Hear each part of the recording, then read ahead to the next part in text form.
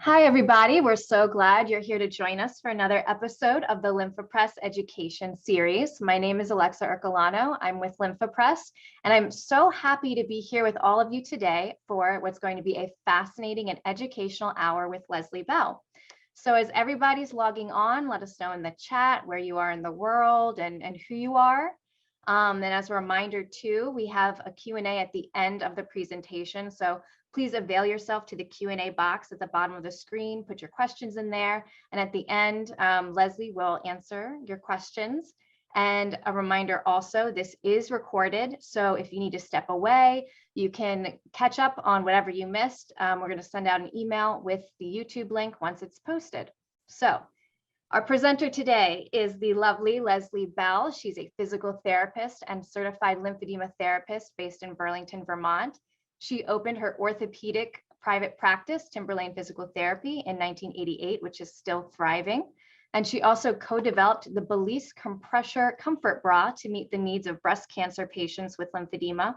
And she has devoted much of her time to solving the complicated problems for this patient population. She lectures extensively on this topic as well as other medical disciplines. And today we're lucky to have her return to our education series to talk to us about considerations for lymphatic treatment with orthopedic injuries and after surgery. So we've got some people in the chat telling us where they're from. Hi, Karen from Arizona, Dr. Karen Herbst, and Eric from Jacksonville, Florida. We're so happy everybody's here. Lesli, if you would like to take it away. Okay, let's turn on the share screen. Thank you, everybody, for coming to our presentation today. All right, are we on? Is that it? Can you see the screen? Yep, looks great. Okay, great. Okay, so there's our first page. So I want to thank you all for having me. It's my pleasure to be able to present to you today.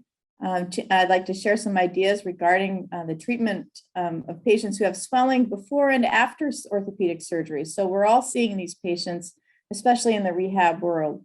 For all of you therapists out there, how often do you see a total joint replacement and find that pain and swelling are their major limitations with rehabilitation? And how often do you find that when you're trying to treat like a total knee replacement, for instance, that you're fighting fibrosis and scarring? I'm hoping to share some ideas with you and some techniques that might help you navigate these patients a little bit better. And we'll get going. Okay, so the first thing I want to share with you is that, so for total knee replacements, the research suggests that, well, actually it's not just total knees, it's total joint replacements, that the research suggests that there are 30% of patients that are not satisfied with their outcomes. That's a pretty high number. And the question is, what could we do to change that? And, if we think about what the orthopedic surgeon who may have done the surgery can do, they really can't do that much because they've done their job. And now it's up to the patient or up to somebody else to change it. But, other than medications and shots, hopefully they don't need to have a redo of their surgery. What else can we do to help them get a better outcome? Because that's a really high percentage. So here you see an ankle. It's pretty common injury, especially for sports stuff. There's obviously some ecchymosis and some bruising. But what would happen if we were able to get rid of that swelling pretty quickly? If I could, I would ask you to show your hand. How many of you out there that are lymphedema therapists might consider using a short stretch bandage on this? Hopefully a lot of you, because it's really beneficial. When we use the properties of short stretch bandages with these acute injuries, we can make a bigger difference. How many of you would out there teach a patient how to do self-MLD? In our clinic, we teach people it out just a little bit. They can make a big difference, and you don't even have to touch the area. So, being proximal to that area works pretty well.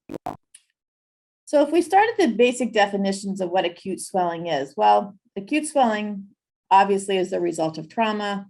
You get a leakage of fluid into the area. It's going to initiate the healing cascade, and it's necessary to complete the healing process. However, chronic swelling is another animal. And as you see from some of the reasons on this list right here, and the list could go on and on, there are lots of reasons that people might have chronic edema, and that edema might actually be there prior to them having either their injury or their surgery. obviously the common factor is that they have an overloaded lymphatic system, and hopefully we can help them to reduce the congestion in that area. So hopefully this lecture will give you some ideas of how to manage both acute and chronic swelling before and after surgery or trauma. We can often make these changes quickly, and we can help the patient dramatically. And when we get to intervene early with these patients, we can specifically make our ortho friends look really good. We make ourselves look good too, but we can really make our ortho friends look really good, because there's nothing that makes a patient happier than when their pain goes down, and that pain or limitation in rehabilitation is often coming from, chronic swelling.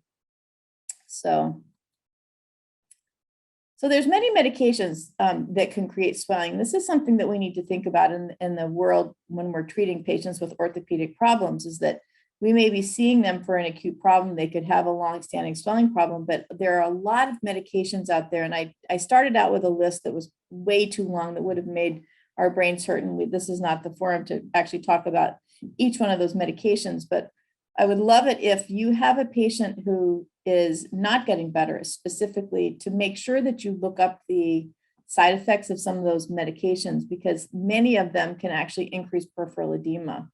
So when we see bilateral edema or edema that's not resolving as expected, we kind of need to dig a little deeper into their medical history. So that really careful patient history is always a plus. I've seen patients, when taken off specific medications, that their swelling improves. I can think of patients who weren't improving during treatment, and when that medication was removed, with much less attention and trying to treat their lymphedema, the swelling actually reduced. So things to be aware of in the orthopedic world with patients. Cardiac edema, should be pretty familiar with this, but I just want to remind you that these underlying medical problems like dyspnea, difficulty breathing lying flat, rapid weight gain due to swelling, pitting edema, fatigue, especially when it's bilateral, that can actually be a cardiac problem. So when we discuss the comprehensive evaluation, we've got to make sure that we consider these symptoms. And given the broad spectrum and age group that we might see in these cases in the traumatic and orthopedic world, we need to be aware that this can also be a problem that comes up, because sometimes the stress of the surgery will actually contribute to that. I actually had a patient once who came in and she was obese. She had primary lymphedema. And as I was trying to treat her lymphedema, every time she would lie down, she would have shortness of breath and her lips turned blue. And I got very concerned about cardiac problems with her. And I called her doctor and we got into a little argument. He finally sent her for a cardiac workup and she ended up having cardiac tamponade. So just one example of being vigilant for your patient. DVTs are another thing that could show up. That's pretty common. There's a high risk of DVTs between 2 and 10 days after surgery. The swelling and pain that they might get in one extremity, sudden or gradual onset of them can be a problem. Redness and heat can be a problem. But one of the reasons we obviously bother our patients to get out of bed pretty quickly is because we really want to get that calf pumping. Remember that calf pumps pretty significantly. The pressure changes between 30 to 75 millimeters of mercury with a good calf pump. So that's much stronger than they can get with just about anything. So getting them out of bed is good. If they can't get out of bed, then using some kind of compression, a compression pump, would be really beneficial for these patients. Just remembering the SEEP classes. Chronic venous insufficiency is extremely common in the elderly population. And so just a quick review, you can see these pictures, the different ways that they classify them. I'm not going to go into it oops, I changed pages. I did, sorry. We won't go into too much detail about this, but just remember that, we want to make sure that we're being aware of any venous insufficiency or any pathology that they've got in their venous system. Hopefully in the area of peripheral arterial disease, that's been ruled out before surgery. But again, sometimes not everything gets caught. So although this condition should be detected in the preoperative examination, once in a while something might get through. So it's worthwhile reviewing briefly so that we remember to make sure that we keep this in the top of our minds, that, if they're having pain with walking, to rule out this kind of problem that includes intermittent claudication.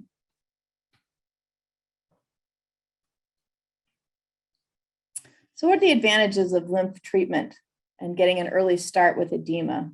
Well, the decongestion of the limb, compression is the gold standard of treatment, remembering that garments will not reduce this. How many times do we have a patient that comes from surgery and they've been given a garment just up to their knee, and the physician or whoever is expecting that that's going to take care of their problem, and we understand much more clearly that garments do not reduce.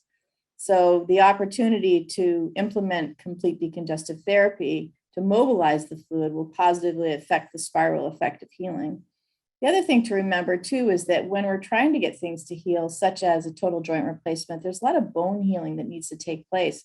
So there needs to be, the best circumstances possible for that. And chronic swelling decreases the ability for all healing to take place, including the bone. So being able to affect that is really positive for the patient. Skin assessment, lots of pitting edema is present, hemocytor and staining. Compromised lymphatics can be very visible in the integumentary, but they can present differently with different ethnicities. So that's why I've got some different colors of skin up here.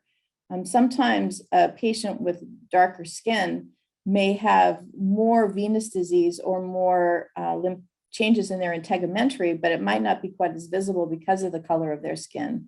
So being aware that we need to look at these patients and take pretty seriously what's going on below the knee before we do surgery, I think can be really helpful. These changes might be present at evaluation, and the orthopedic surgeon actually may not recognize them. So we want to help be their eyes and ears, looking for keratosis, looking for CVI, and looking for struggling circulation. Presurgical swelling impacts post-surgical outcomes. So looking at these patients right here, they all had different problems prior to surgery. And how often do you wish when you see these patients that you could have seen them prior to surgery? Ideally, if a surgical candidate could be screened by a lymphedema therapist and the patient has an underlying vascular condition, it would be the most beneficial opportunity. In most patients with no underlying vascular lymphatic impairment, they recover without incidence pretty well. Remember, we talked about that 30% of patients who feel that their joint replacements did not meet their expectations. That's a pretty high number again, and I'd really like to see if we can change that.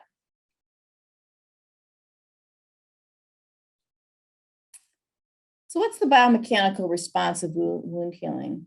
Let's remember that not all swelling is bad. This is the biomechanical response to healing. These phases that we see here on the slide are happening to the patient with tissue injury, whether they have lymphedema or not. It's normal. The ability for the inflammatory chemicals and exudates to exit on a timely basis is really what's most important. And that obviously reduces the amount of pitting and fibrosis that might happen. And the acute edema is needed to stimulate those stages of healing. But we also need to, we need it to leave in a timely way to, allow the further stages of healing to actually take place. During that remodeling phase, we need the inflammation to reduce, and that will reduce the scarring in the area.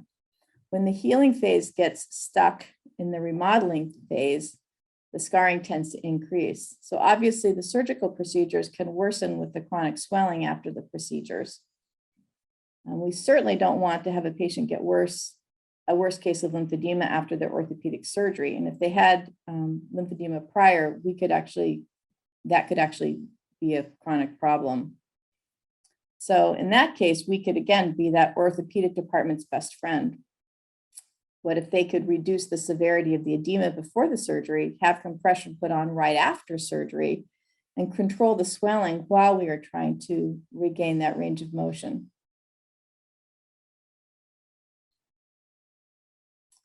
Total knee replacements are the most common performed OR procedure in the United States. So if you're on the rehab team, don't you just love it when that knee comes in and it looks like this photo and the doctor gives you a prescription and tells you to do aggressive therapy to improve their range of motion and strength. Well, we all know that if it's this swollen, it's going to be hard to do that. So what if we were able to give the orthopods a screening tool, and that screening tool could include some of the things that we want them to pay attention to, which I'll bring up on another slide in just a couple of minutes, and ask them to refer to us prior to. I think that would make a huge difference. And I would love to see a study done at some point with that, where we had the opportunity to take a group of patients that maybe were at higher risk for having edema and reduce that beforehand. I mean, maybe these patients need to come out in bandages or compression or some kind of a Velcro wrap, or even just a tube of some sort, something like that, so that they can get some support. I'm going to show you some of my favorite tricks in a few minutes for managing these patients.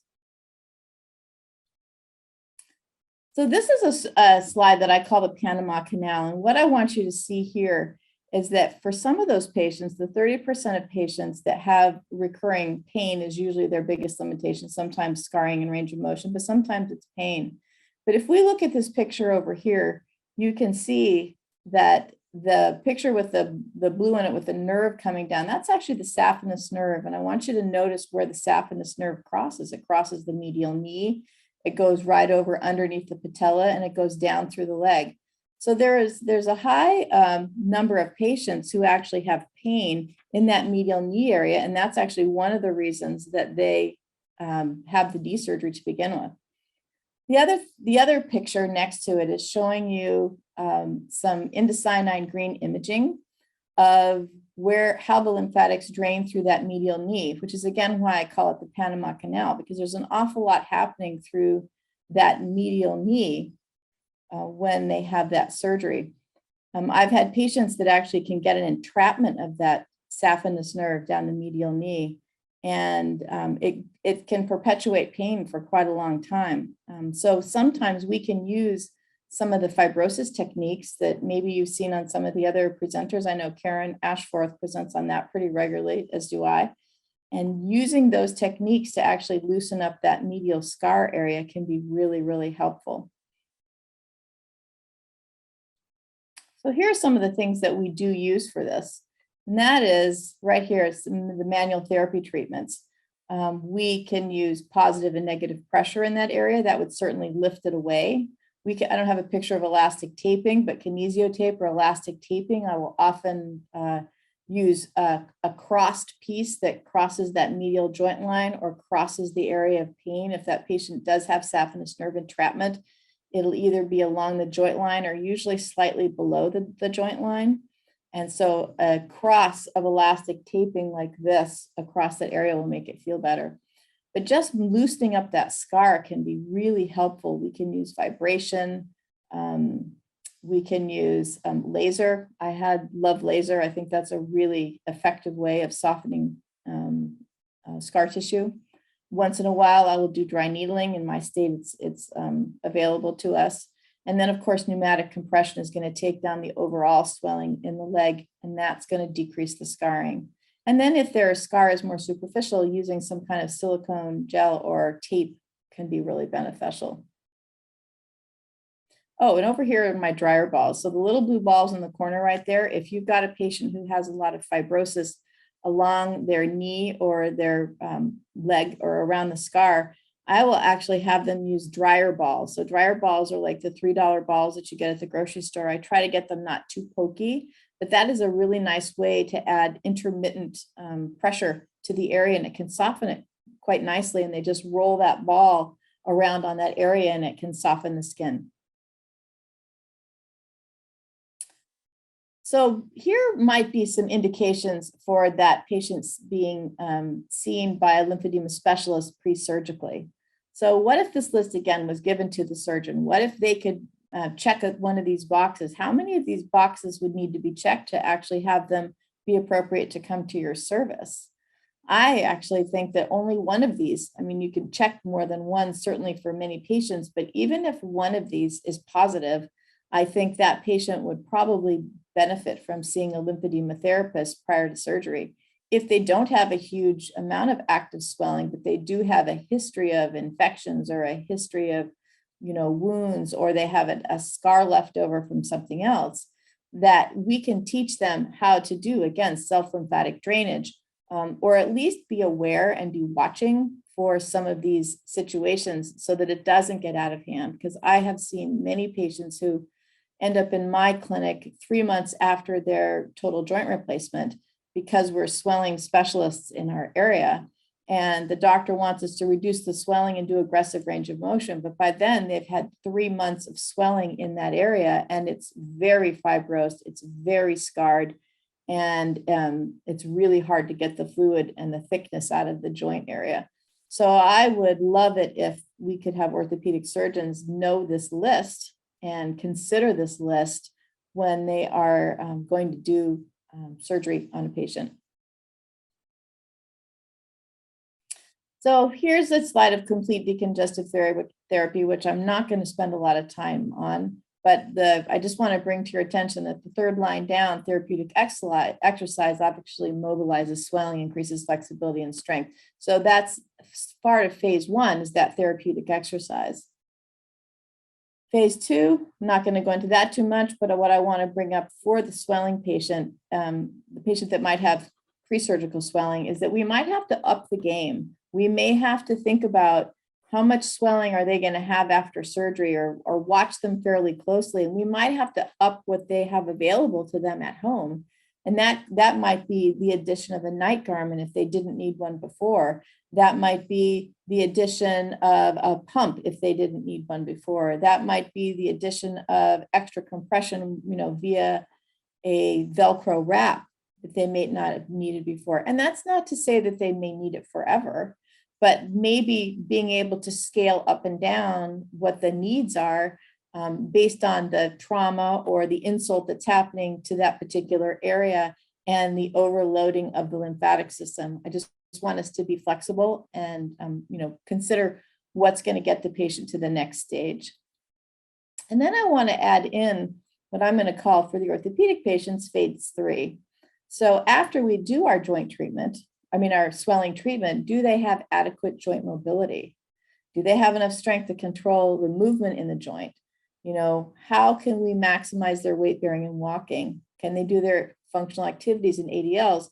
So as lymphedema therapists, that may or may not be part of our scope of care. Many of us are trained in it, but it may not be what we've specialized in. So I'd love to see us be able to work with our colleagues if that's not a service that your particular department might provide, because you're in the lymphedema or maybe even the oncology section, because that's a lot of times where the lymphedema therapy lives, that you take into consideration that this is going to be a continued need. And once their swelling's under control, or maybe even some joint treatment, that they are seeing a therapist that's going to be working on this stuff pretty carefully. So here's just a video of some of the self-lymphatic drainage that we teach our patients, and it's a very short treatment. I have patients do 6 to 10 sets of this process, which takes about 2 to 3 minutes, several times a day, because every time we have someone do some self-drainage, it does actually what I think of as flush the toilet. So this is called the Incredible Hulk exhale right here. And by making a little bit silly, by activating the abdominal muscles, by moving the arms, that helps you to get a full exhale. And then being able to bend the knees and go up and down while you're doing your the lymphatic drain or the node clearance at the groin is really helpful. So being able to just stand up and do this in any place, they can do it in sitting if they want to. I often joke that the only thing that's maybe not socially acceptable is doing the groin nodes in public. Other than that, they should be able to do it. But this is a pretty simple treatment, and I've seen patients take centimeters of swelling out of their limbs by doing this several times a day. So after surgery, I think this is a really important opportunity for patients. It gives them a little bit of self-control, and you can really see some big changes. So that's what I call the hoochie hoochies. And the hoochie hoochies are named for a friend of mine who thinks about where we're ticklish in the neck, ticklish in the armpits, ticklish in the belly. And so that's what she called them. And by giving it a silly name, I think patients remember it just a little bit easier.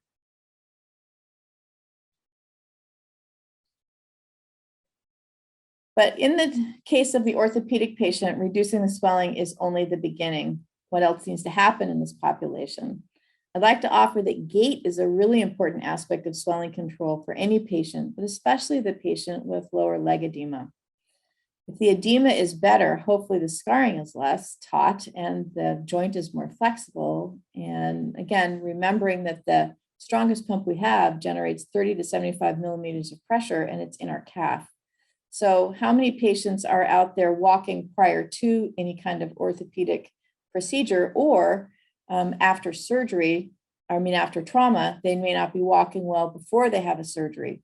So there's a lot of considerations there when a patient's been injured or having surgery that may change the ability of them to use that calf pump effectively. So I'd like to share a few observations about gait. And one of the things we do in our clinic is we're very specific with gait needs, and we have a very high population of patients with foot pain in our clinic.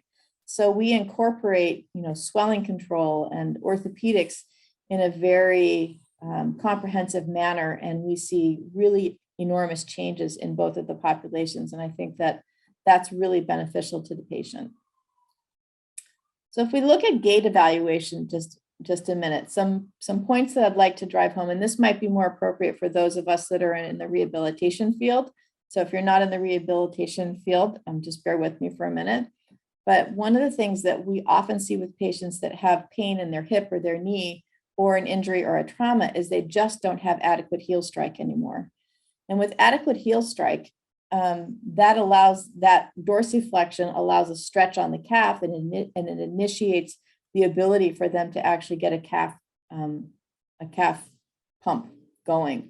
So does that patient have adequate heel strike? Swelling might get in the way of this. If they have swelling in their ankle or swelling in their knee, they may come to a mid-stance too early. So making sure that that's present and then working on that with them if it's not. Do they have adequate flexor halluxus longus mobility? So the flexor halluxus longus is the muscle that pulls the toe into plantar flexion. So that means that if it was on stretch, it would be in dorsiflexion. So that means that if they can't get the calf pump to work if they can't push off through their toe. So I often say that like the beginning of all evil is a stiff big toe and a stiff thoracic spine. And in rehabilitation, there's just a cascade that comes off both of those things. So if we're working on gait and we're trying to get that calf to pump to help their edema, either short-term or long-term, chronic or acute, if they don't have adequate flexor halluxus longus mobility, we might need to address that. Do they have normal weight shift? Normal weight shift is really important because if someone's had pain and they can't shift their weight fully onto the side that's having a problem, that makes a big difference. And there's a big chain reaction that happens in the hip and it happens in the muscles. So weight shift is a really big deal. I look at patients and try to talk to them in terms of trying to get their weight shift normal, to think about walking on two yellow lines. So if I had two yellow lines going down the middle of the road, I would want to put 1 foot on one line and 1 foot on the other line, as opposed to 1 foot on one line and 1 foot on the outside of the line. And that actually helps with weight activation. So that's a little trick that I use. Looking at adequate patellar mobility. If the patella can't move, then obviously they're going to have a hard time bending their knee. We want to optimize lumbar mobility, because if we're asking them to heel strike and do all these other components of gait, that lumbar mobility needs to be present, or rotation. And then, of course, oblique and abdominal activation is really important, because that also supports the ability to heel strike and to use your lumbar mobility better. Looking at equal arm swing is important. A lot of patients lose arm swing when they're trying to walk and they have pain, or some people use their arms to actually generate them forward. So if you see somebody who's throwing their arm back as they take a step, That's actually a lack of the ability for them to get their foot forward on one side. We also want to make sure that they have adequate hip internal rotation and external rotation, because we should have 45 degrees in either direction for ease of motion. So I hope that wasn't too much information, but just some really important components of gait that actually help us to eventually reduce their swelling problems. So a few other things about optimizing gait. We actually have a clock in our clinic that's laser cut. That is the Beatles album right here. And you can see, what I want you to notice is that their heel striking, the back heel is coming up as the front foot is still up, and that allows them to roll through on gait. So we actually use this Beatles album a lot as an example for a patient. So it was given to us by a patient who was immensely grateful for their reduction in foot pain after failing therapy in many different clinics. So it's a nice reminder for us. Also think about rear wheel drive versus front wheel drive. How many patients are digging with their toes and pulling down? That would be another thing that would, again, not make them or not allow them to use their calf very well. Look at their toes. Are they toe gripping? If they're toe gripping, a lot of people think that toe gripping is, I don't know, genetic or something, or hammer toes, or just something that happens. And actually we say in our clinic that toe gripping and hammer toes are earned. So being able to relax those toes and be able to push off through the base of the toes is going to, again, activate that calf pump, and that's going to help that patient with a swelling problem in the long run. And then, of course, weight shift is a really important part, as we talked about earlier. Well, here's a patient, swelling post total knee replacement. You can see that his right knee is a little more swollen. He came in and we treated him. And when we treated him with bandaging. But what I want you to notice on the picture on the right are the little lines going up his legs. In our clinic, we use pneumatic compression a lot with almost every patient that has swelling, if it's appropriate for them, to help us with the decongestive phase. And it takes their swelling down quite a bit faster. And I'll show you in a minute how we get those little lines, because I actually wrap them in a spiral wrap of channel foam, which helps with the fibrosis dramatically. And this patient was able to reduce we were able to reduce his swelling 767 milliliters of fluid were lost in 5 treatments of MLD. His pitting was 70% better in 5 treatments. So this gentleman was coming from far away. He didn't want to come in very often. He had already been to therapy someplace else for his knee, but couldn't get his swelling under control. So he was pretty happy when we were able to use the pneumatic compression in our clinic with the channel foam, which took down the pitting edema significantly. We did a few days of bandaging, and then he was on to better things. And he was pretty happy. So that is one case. This is probably one of the more interesting cases. So this gentleman came in and he was a combined edema and orthopedic case. And he presented to PT with severe 9 out of 10 pain in the medial anterior ankle on his left foot. But the interesting thing was that he had just had a total hip replacement on the right. So everybody was stumped. His doctors were all stumped. And he was diagnosed with some blood infections. He was diagnosed with chronic pain. He was diagnosed with some RSD. And for 3 months, his pain was about an 8 or 9 out of 10 along that medial left ankle. Now, what I want you to notice of his initial eval is look how much swelling is present. And you can see that his, obviously he's got bad varicosities and his venous insufficiency is pretty significant. But in 6 treatments using the protocol that I told you before, which is some pneumatic compression, and I usually pre-treat them. So we have them clear their lymph nodes. They come in, they use the pneumatic compression, and then we do MLD, but it's focused MLD on where their problems are. Then I have time to work on scarring or range of motion or add some of those other things in, because most of us are not having a lot of time to spend with patients these days. I have only 45 minutes to treat a patient. Unfortunately, I get to pick what I want to do. with my patients. And so I can do this because I'm in private practice. That might not be optional for everybody out there, but it does work for us. So they come in 45 minutes before treatment. We set them up, we have them do some self lymph node drainage, do their pump, and then we treat, and then we bandage. And that gives us the chance to really treat them completely. But what was interesting was, if you look at the picture on the right side of the screen, look at the amount of varicosities that came out of treatment. This man has such severe venous disease. This is the worst varicosities I've ever seen. And in 6 treatments, he had an 1,800 milliliter reduction in swelling. So that's pretty incredible. Now, back to his initial pain problem. So his right hip was fine. His right hip pain was gone, but it was that left foot that was the problem. So now I want you to look at his big toe. Can you see how that, especially in the initial eval, how that big toe is up in the air? So when I went down and I looked at him from an orthopedic perspective, I'm pretty sure that he had an anterior tib tendinopathy going on. And so he was diagnosed with all kinds of crazy things, on antibiotics for 3 months, for all these other crazy things. And it didn't change his pain at all. So what I had to do was I had to really work on gait. So now we're going to watch this gentleman walk.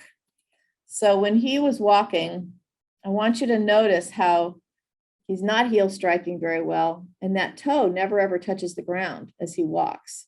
And that toe being on all the time in an extended position was really irritating it. Now, remember too, that his leg was tremendously swollen. So when we have tendons in the presence of a lot of swelling, it's very irritating to the tendons. So that just compounds any kind of tendinopathy that we might actually be dealing with. So that was his initial gait. And again, he was an 8 out of 10 pain. So then here he is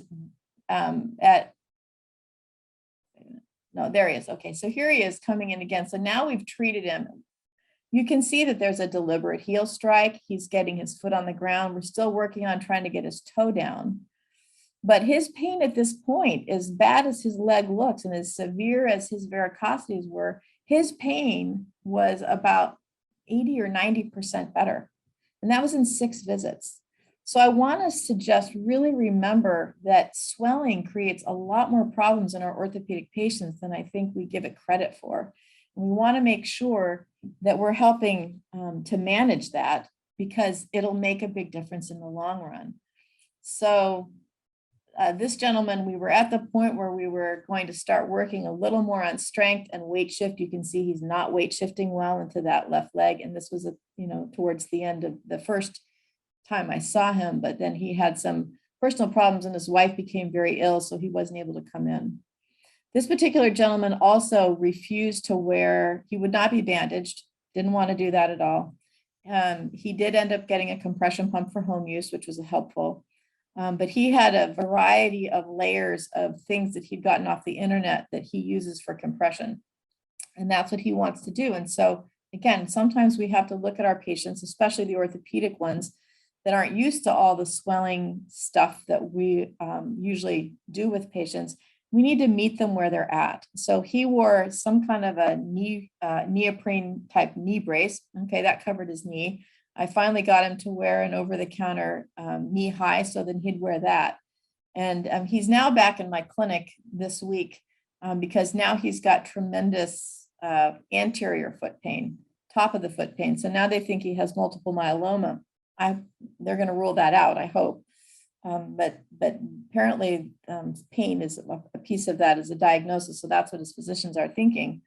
However, in about 2 treatments, again, going back to the same treatment that we used and getting some compression, he's using a Velcro compression on his foot now. And we're able to take his pain down from an 8 again, that's down to like a 3. So he's pretty happy with 3 treatments of that. So just being really aware that that swelling causes chronic problems with our patients. So this is a picture of how I do it at my clinic.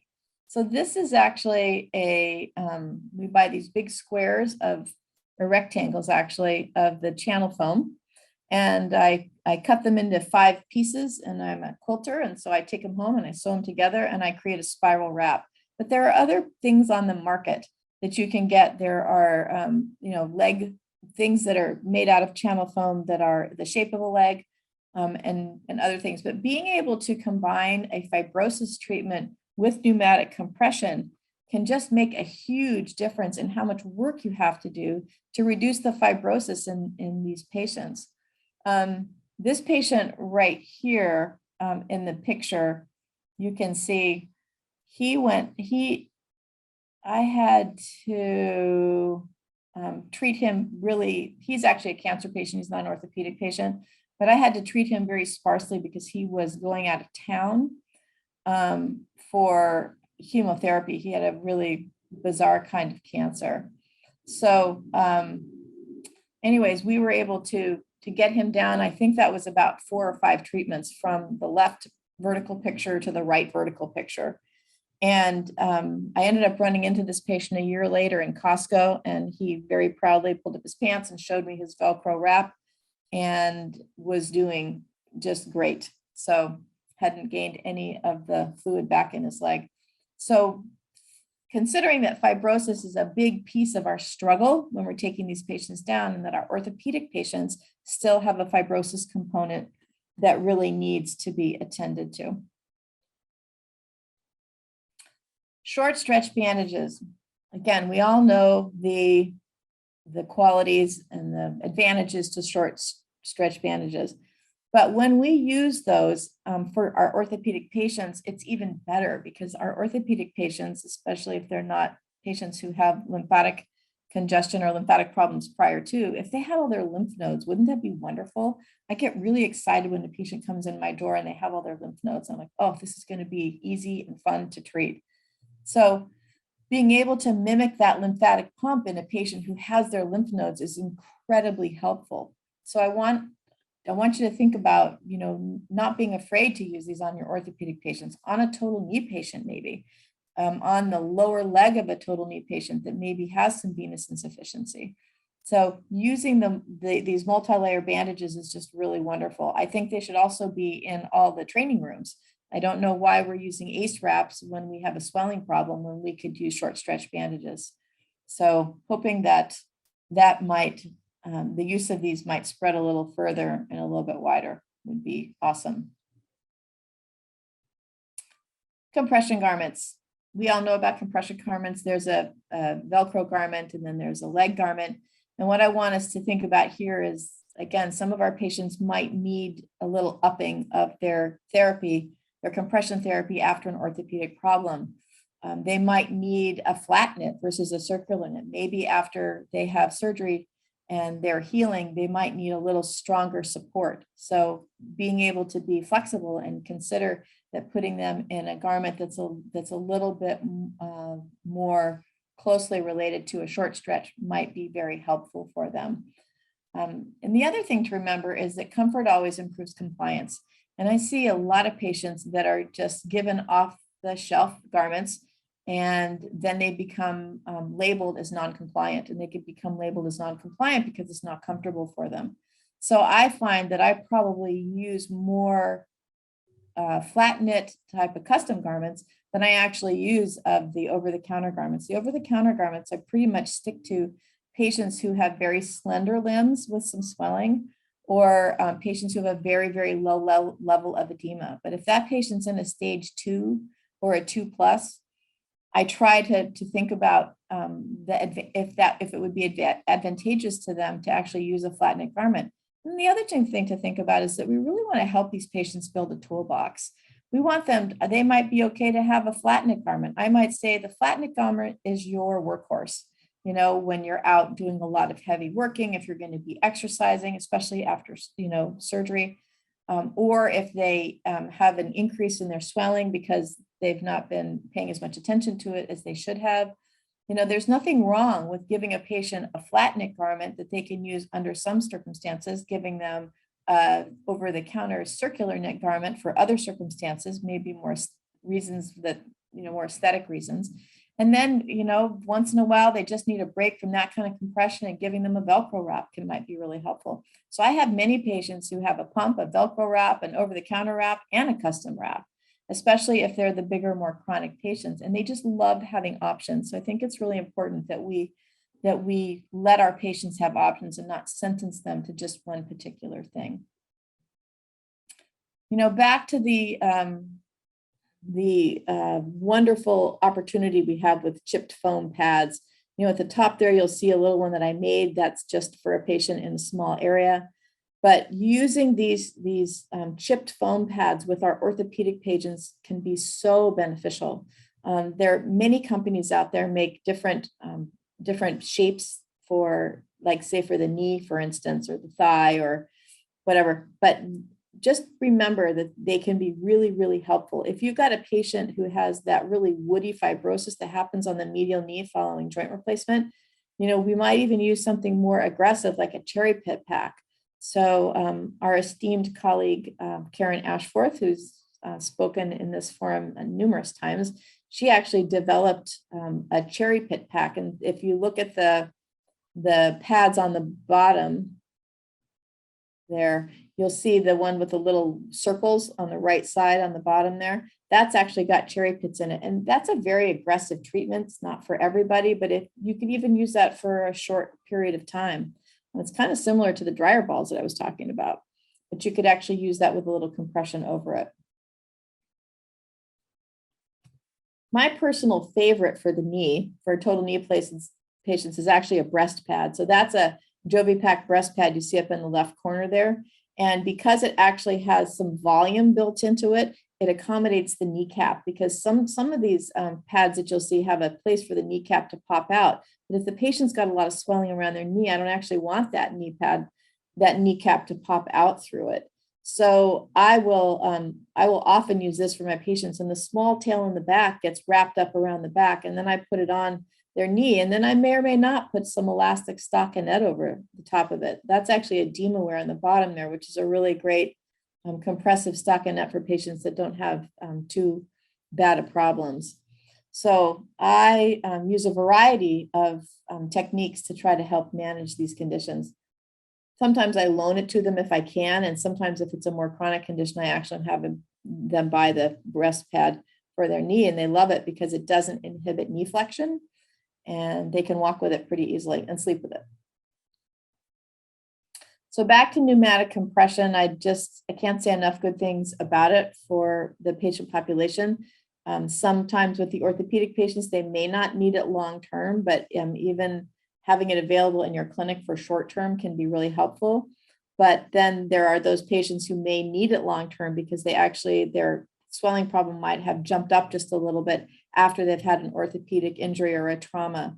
So just remembering that this actually makes their life easier, and it can allow them to manage their edema in an easier way. It's really great.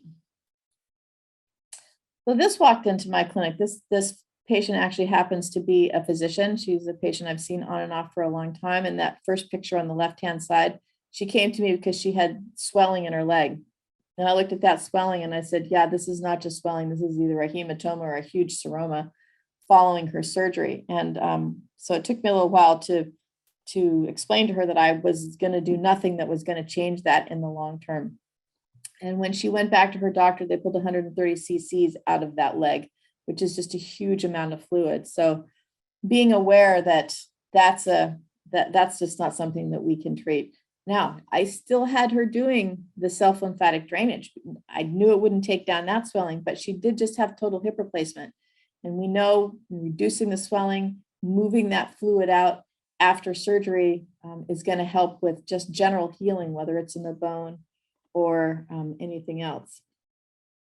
The other thing I want you to think about with these patients is that their proprioception has changed. These orthopedic patients who have joint surgeries, their proprioception has changed. So if they have a lot of swelling and their proprioception has changed, it's even harder to get their orthopedic function back.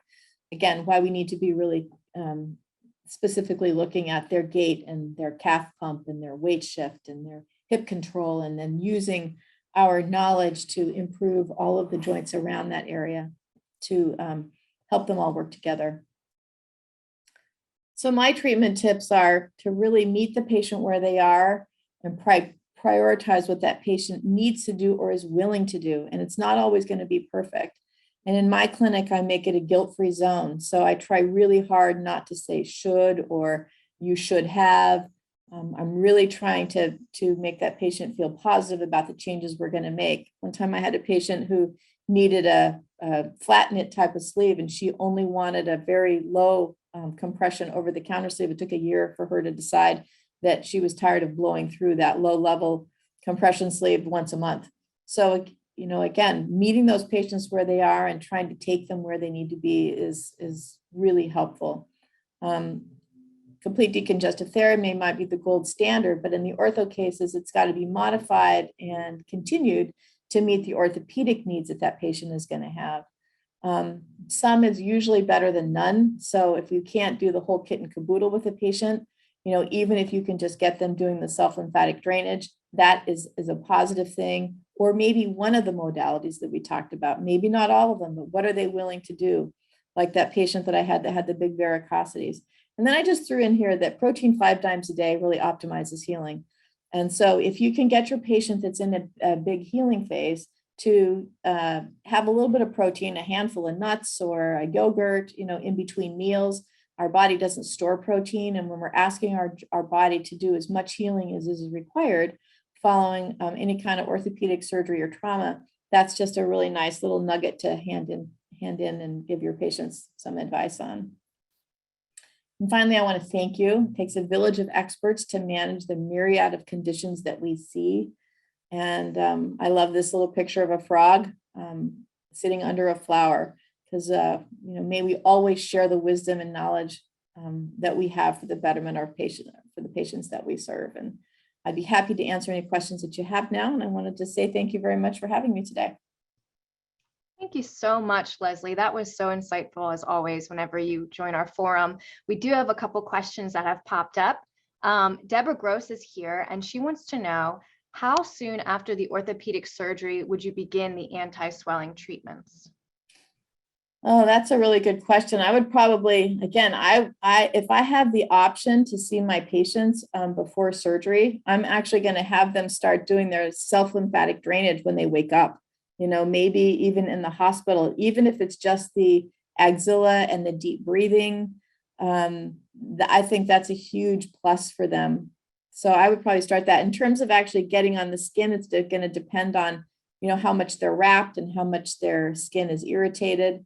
But again, you know, one of the wonderful things about lymphatic drainage is that we could, let's say I've got a total knee patient, I could, you know, if I could get my hands on them, I could do MLD all the way down to the, you know, mid thigh, and that would start pulling fluid out.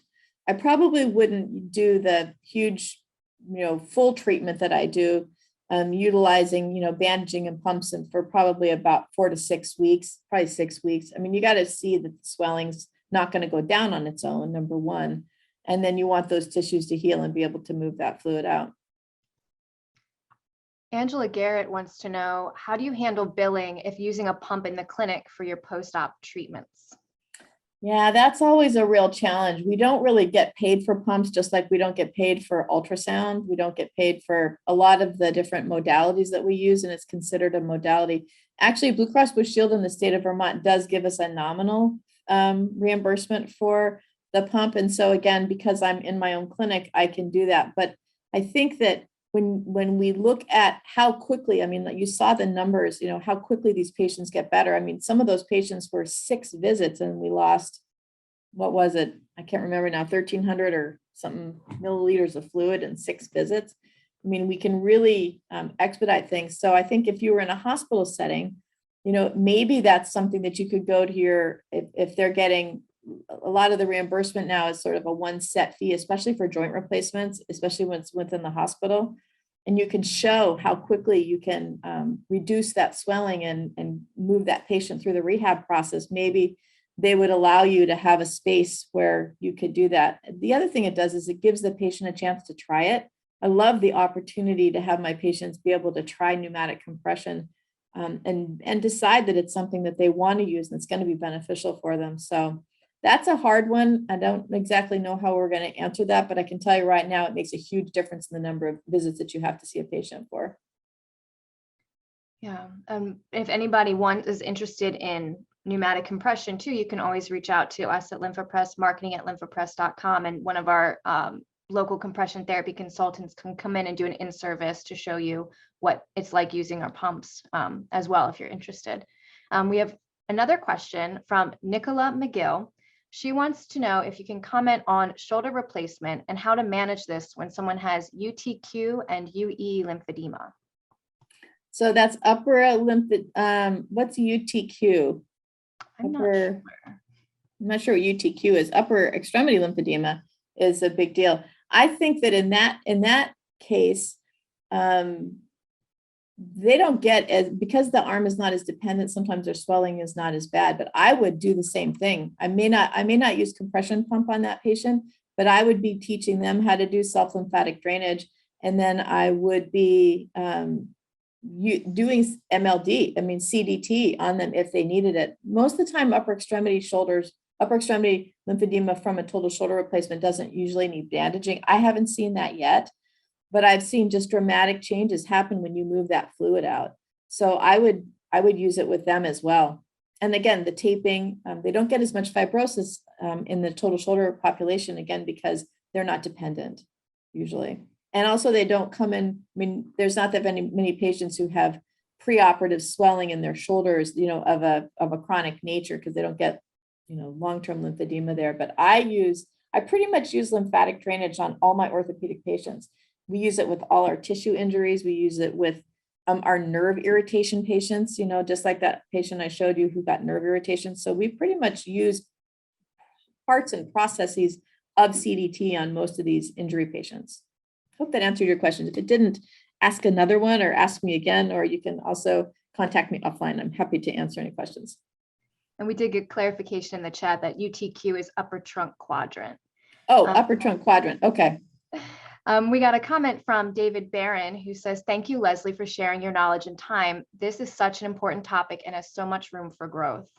I know a lot of people too, I'm sure, are wondering if they'll be able to get a copy of the slides. Is that something that you'd be willing to provide? Otherwise, we do have a recording that is going out in the next few days of the presentation that, folks can reference and rewatch as well. So we can talk about that. Yep. Perfect. Okay. Well, thank you so much. If that wraps up everybody's questions, Leslie, as always, it is such a pleasure having you share your time and your expertise with all of us. Very educational. I can't wait to do the hoochie hoochies later myself and try those out. Do you have any closing thoughts you'd like to leave our audience with here today? Probably my only closing thought is that, the collaboration that we can have with our colleagues in the orthopedic world is so valuable. I remember learning how to do lymphatic drainage. I did my training, 26 years ago or something. And the first thing I thought is, it sort of makes ice and e-stim look stupid because we can move fluid out so quickly. Not to say that you wouldn't use ice and e-stim for, other reasons, but if your purpose is to actually move fluid out, the access to the lymphatic system and the power that we have working with the lymphatic system is just so enormous that I'm just excited to be able to maybe broaden some horizons or give you a different perspective. I'm really excited right now that most of the universities, the physical therapy schools, are adding in at least some component of at least understanding the lymphatic system a little better. I'm teaching for Tufts now, so that's kind of fun to be contributing that. So I think that just to think out of the box a little bit, consider that fluid always creates inflammation, and inflammation is like one of the roots of all evil. So when we can control that, have some sort of control over that inflammatory effect, we can be just a huge asset for all of our patients. So anyways, thank you very much. Thank you. Thank you. And thanks everybody for joining us today. We're going to have the recording come out in the next couple of days so you can revisit this and share with your colleagues. If you would like to learn more about LymphaPress, feel free to contact us, marketing@lymphapress.com, or visit our website, lymphapress.com, for more information. And I think that about sums it up. Everybody have a great afternoon or morning, wherever you are in the world, and we'll see you all at the next one. Thanks, Leslie. Thank you. Have a good day. Bye, everybody.